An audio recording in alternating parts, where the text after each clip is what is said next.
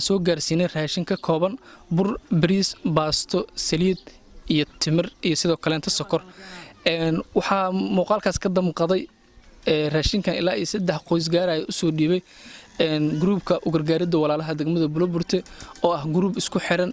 oo macna cali wakiil ugu yahay degmada Buloburte maadaama macna cali maanta uu xanuunsanay anigu Cabsalaan ah oo wariyo warbixintan soo gudba ahay ay isoo wakiisheen anigana waa soo gaarsiiyay waa reerkii ugu horeeyay laba reer oo kalenta ayaa noo dhiman iyagana waan gaari doonaa insha Allah gruubkaasi waa dad reer Buloburte ah qurbi joog waaye oo isku xiran yihiin sidoo kale waa dadka hadda masaajidka weyn afurka ka bixiyo ciidii hore caruur ilaa iyo 50 gaarayso ay dhar ciid u gadeen waa dad aad ugu damqado walaalaha dhibaataysan ee degmada Buloburte waxaan la bixin ugu gargaaridda walaalaha degmada Buloburte ma sha Allah aad u mahadsan yihiin walaashii ayaan la joognaa oo ilmahan caruurta agoonta haysatay iyada ayaana ka mahad celinayso una duceynaysa duu Ilaahay raad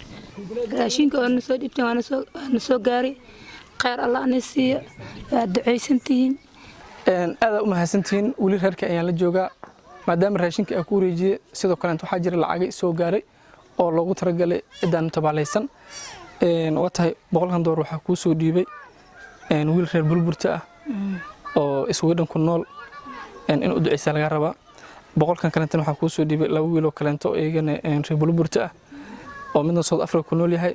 midna Yurub asna ku nool yahay marka noo soo duceyso gabartaas ay dhahan lacagtu ay soo gaartay meeshin Ilaahay anigu amaansado ajriya saan Allah naga soo daawadaal waxaan la joogaa hooyo binto buufa Axmed oo hooyo waayeel leh wallahi runtii marka uu imaanay ee aragtay raashinkan oo hina iscilin waysay alxamdulillah Ilaahayna soo gaarsiin inaan u keeno ama haddas iska leh wali waxaan wadnaa raashinkii ayna soo wakiishadeen gurmudka u gargaaridda walaalaha degmada Buloburte oo qurbi joog ah oo walaalo ah oo dadkan dhibaataysan ka soo naxay raashinkan noo soo dhiibay waan soo gaarsiinay hooyada iyada ka mahad celinayso inuu raashinkan soo gaarin noo cadeynayso ducay magan Allah magan rasuul ducaani igu dhacday gargaar adduunyo gargaar aakhir Ilaahay anisiyo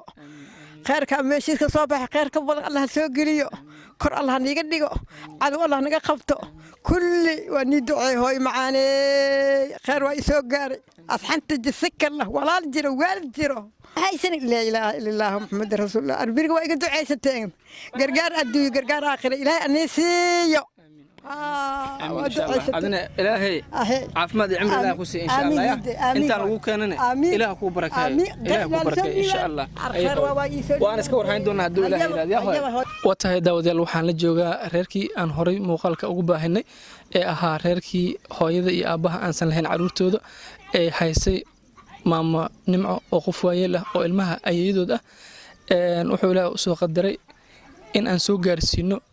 raashin ka kooban bur bariis baasto saliid iyo timir ay soo dhiibeen gruubka u gargaaridda walaalaha degmada Buloburte oo ah dhalinyaro qurbi joog ah oo degmada Buloburte ka soo jeedo oo aad runtii ugu damqaday walaalahooda dhibaataysan noo soo wakiishaday inaan raashinkan gaarsiino sida nagu soo dhiibteen ayaan u soo gaarsiinay waad mahadsantihiin xilli loo baahnay caruurtan u baahnaayeen ayaana soo gaarsiiseen badal khayr qab Ilaahay idinka sii idinkana in la intii ka qayb qaadatay in maanta raashinkan la soo gaarsiiyo ehelkan danta yarna aad u mahadsan yihiin hooynimo ayaa laba kalmad siinaya si ugu mahad celiso ayna cadeysay in raashinkii la soo wakiishay aan soo gaarsiiyo waa mahadsantihiin waxay biriga oo la soo dhii wiilkaas waana soo geysii waa mahadsantihiin aniga waxaa leeyiraa nimca abiikar aadan aa leeyiraa agoomankaas habar laheeno oday laheenaan haya gurigaan sidaan iskiga yaalan ku jira biriga wixii islaam ahoo muslim ahoo dadka naxa in iskay soo caawiy waa iska jeclahay ayeeya baan ahay habartii aabbihii waa dhinteen ehelkii kalena waa suguba sidan aniga ahaas ilayahay wax hadda garab isii kara male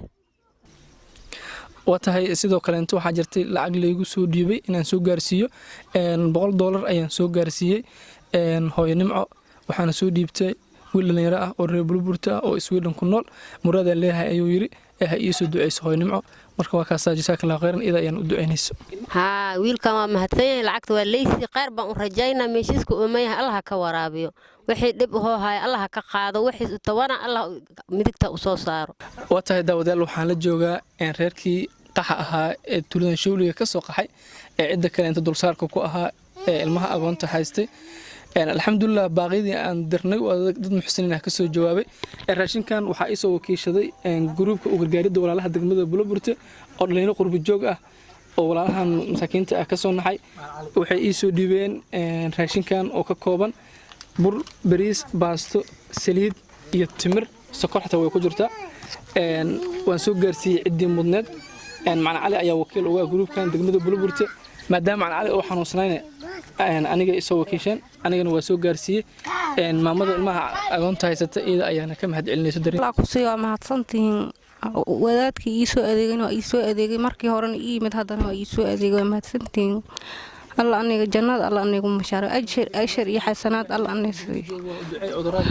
meesha joogdan alla anigu amaansada cudurada alla aniga najiye waa mahadsantiin walaal jiray ajir alla aniga siiyo sidoo kale inta wiil dhalinyaro ah oo reer Buloburte ayaa jiray oo saddexda reer muuqaalkooda baahinay $300 ugu soo talagalay boqolkii eeleed maamadana waan soo gaarsiinay wiilkaas isuu dhan ayuu ku nool yahay waa wiil reer Buloburte murada leeyahay oo dhahay ii soo duceyso ida ayaan maamada u ducey doonto wiil mahadsan oo wanaaganaas tahay alla meeshas oo man tahay alla ka waraabiyo waa ku soo duceeyo walaalo wax is mudan tahay alla ku siiyo waa mahadsan tahay